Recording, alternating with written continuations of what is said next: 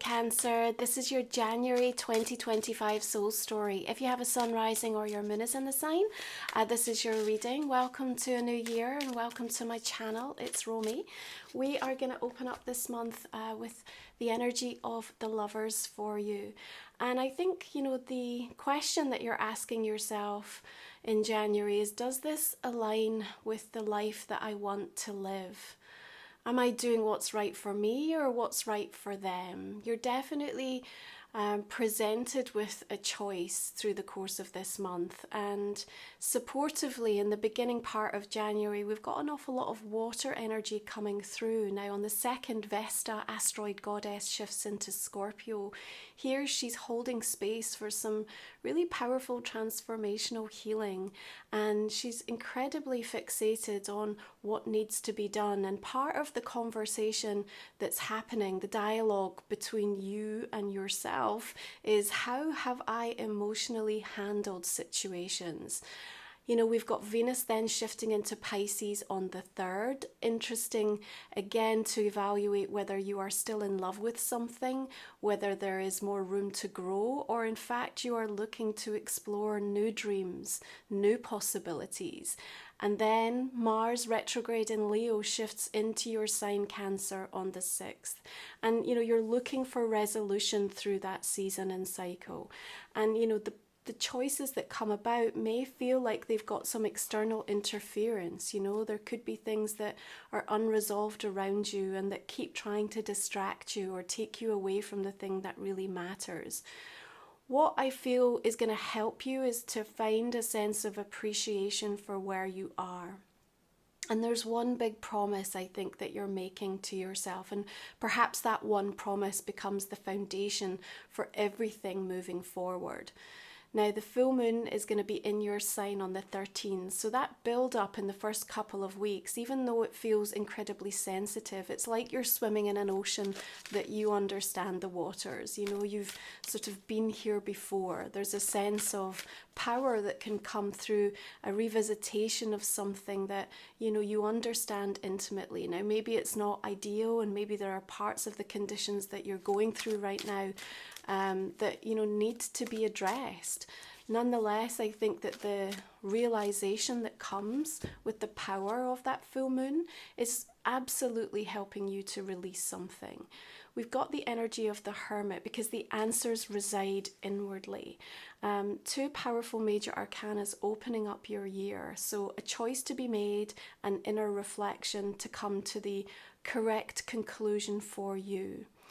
This is a time when, you need to really think about matching your words to the actions that you're going to take. And perhaps the Hermit gives you an opportunity to maybe just pause and take some time out to take stock. So I don't think there's a rush in the first couple of weeks in January by any means. We've also got on the 11th a shift of the lunar nodes entering into Pisces and Virgo. Again, there's this sort of assimilation process. You're just trying to get a feel for what this new rhythm, new energy is going to be like for you.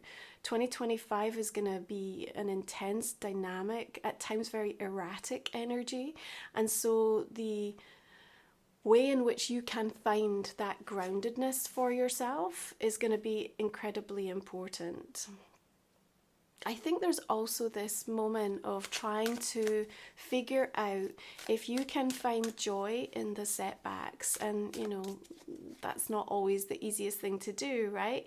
But sometimes having to wait for something means that the reward is greater. And I feel that there's a huge amount of preparation that's been going on in your path, Cancer, and a huge amount of wisdom that's been deployed in order to prepare you for you being able to more fully embody that greatness. A 3rd major comes through here, and we've got the energy of the moon.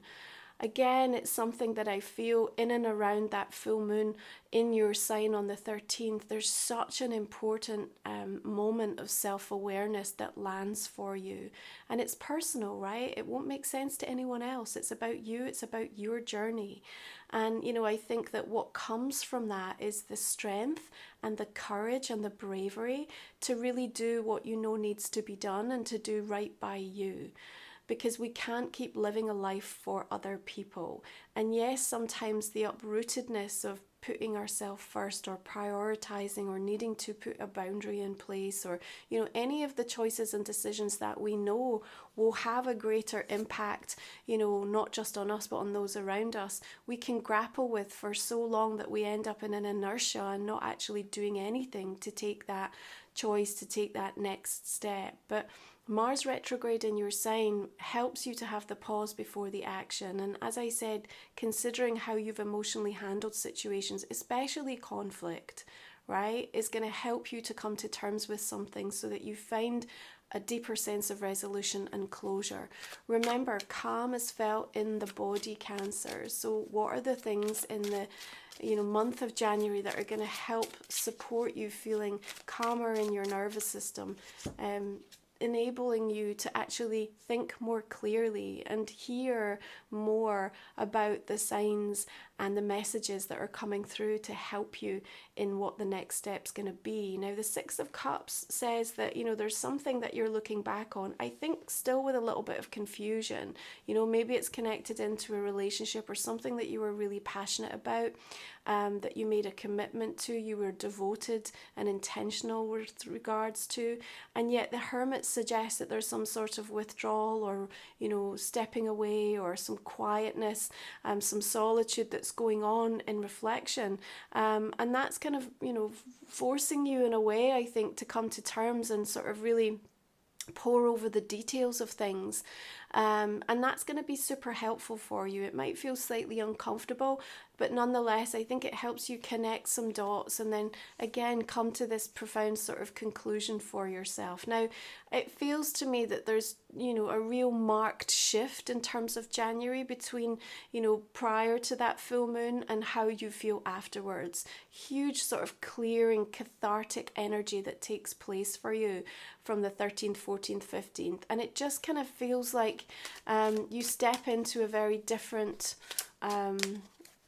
mindset, I think, after that. It's just almost like, okay, I'm ready, and then you start to take some really bold moves. Now, your Five of Cups is almost just like your readiness and your acceptance to leave behind the things that have felt unresolved and that have honestly felt like a sense of loss to you. Now you're going to be focused upon these two flowers that are still standing and still in bloom. It's like you owe it to yourself. We can linger in the past for too long, and although it can be helpful, it's not the thing that's going to help you to align with the life that you want to live. And so there is this realization. Now, there's a huge amount of water energy and emotions that are coming through in that first part of January for you, but the sensitivity can work in your favor, because then you get to really feel it and then allow yourself to detach from it. And I really believe that that's what's going to happen. It's like you don't want the avoidance, because you don't want it to then sit and take up residence in your physical body and just be something that you're going to have to come back around to, okay? We can move forward with the understanding that there is a current of energy that perhaps we might never get over. There might be something in your world right now that you're never really going to fully come to terms with, but that doesn't stop you from being able to walk into a new life, to embrace a new pathway, to feel the joy and the happiness and the fulfillment of so much more that is still coming in for you. And so try to find some peace with that, okay? Because, it's that none of us really get to move through this earthly experience, without having a few battle scars along the way. What I think, though, that comes from that is this inner resiliency, this heart resiliency, and this tenacity that just, what needs to be done. And there's just like a strength that comes forth from that. And initially, it may feel like it's too great. The mountain feels too big. Like, I'm not sure I can take this on. But all of that Aquarian energy starts to build. And as you approach the new moon on the 29th, something really special set to take place. Now, before you get to that point, let's call out the 21st, because Pluto in Aquarius at 1 degree, conjunct with the sun, this Pluto Cazimi comes in, and it's like a trigger point. It's a catalyst for something. We lean right into the thing we don't necessarily want to look directly in the eye, and we do it. And then when we do it, we realize it doesn't have the same power over us. We can release a lot of the fears that might have been percolating around us, and we get to really kind of move beyond something and start to undertake the necessary things that are going to support the healing and the transformation around that in our life. And you know what? You've got the strength to be able to do it. And that's when I return to this idea that you've got one big promise that I feel like you're making to yourself in January. You know, it's not about having like, you know, loads and loads of different goals and aspirations. They're going to come in the next few weeks as you just find your feet and find your rhythm and you work to your own season. But as you approach that new moon in Aquarius, the lunar new year comes in as we start to consider working with the energy of the snake. We've also got Uranus direct in Taurus on the 30th with the sun trining trining Jupiter that day. So there's a sort of auspicious quality to some of the surprises that end up coming in around that time. And you know, the thing I want you to appreciate about this year ahead is that the spontaneity of things can bring in manifestations so powerfully, so quickly, and so almost incredulously, like you're kind of like, did that just happen? And you know, you've got a taster of it at the end of January. Okay, so much of this sort of inner soul tending and the consideration of how you've been feeling and trying to make sense of it and how you've emotionally handled things, it all matters, because then when things pick up, you're going to want to be in a place where you feel a little bit clear of some of the burden and some of the energy of that, and you feel lighter, and you will in fact feel lighter. There's also a huge amount of passion energy that flows through the month of January, right? We've got Venus in Pisces. This is helping you really kind of find that more loving approach to things. On the 25th, we've got Venus trining with Mars. Sparks are flying, and that full moon in your sign can help you to really appreciate the things that you love, the people that you love, and how you want to make space or create time or put a priority towards something. It's going to help you to reimagine some of your dreams. Maybe you're going to let go of some, or going to, you know, shape them in a new way. And maybe relationships are going under this huge sort of transformational shift again as well. That can feel quite exhausting if you've already been on the, you know, the roller coaster with it for some time. But again, I feel like when you get into that Aquarian energy, there's just something about this. Okay, I feel ready for this. I feel lighter, like I've really let something go. I've totally shed a skin, and Year of the Snake is going to help us to keep doing that, right? To keep learning how to shed skins over and over again, so that we get closer and closer to the version of us that can align exactly with the life that we want, right? So 7th and 8th house through Capricorn Aquarius season for you.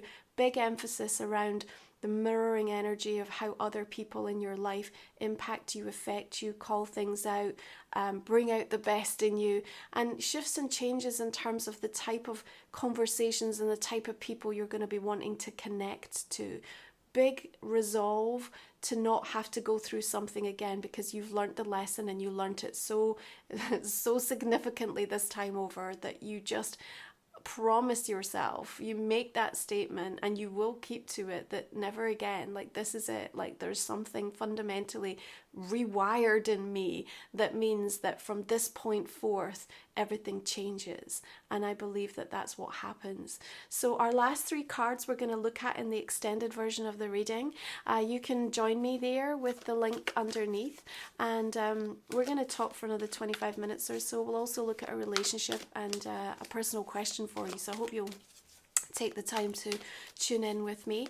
We're going to go ahead and clarify these cards and just see the direction that we're going to be taking this for you, Cancers. So the Lovers brings through the Page of Earth, and we also have Queen of Water. The Hermit shows up with another moon energy and a 9 of Swords.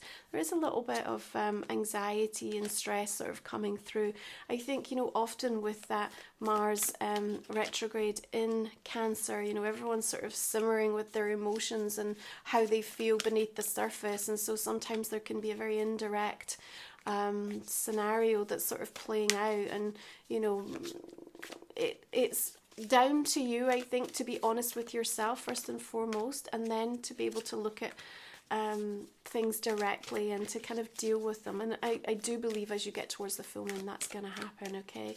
You've got some nice majors coming in, Wheel of Fortune in the world. You know, like I said, look towards that end of the month to see how things are coming in quite a remarkable way.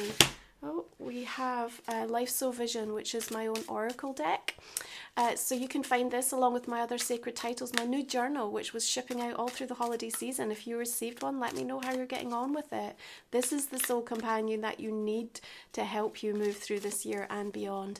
You'll also find my book, Moon Musings, ways to work with me, and all my sacred soul support. So we've got the gathering, we've got solstice, we've got the energy of the sun, beautiful. Earth medicine and magic cast their spells. We've got portals of possibility and the energy of the wishing tree coming through, beautiful.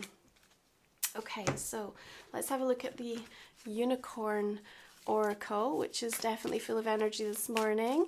What is it bringing through for Cancer for January? What message do we have for you? Okay, we've got not a street lamp, clarity. Okay, we're going to explore that in our extended reading. Thanks so much for joining me. I really wish you a beautiful month ahead. Make sure that you harness and leverage that full moon. Allow the release to happen. It's so transformative. You're going to feel so different on the other side of it. I'll talk to you again next month.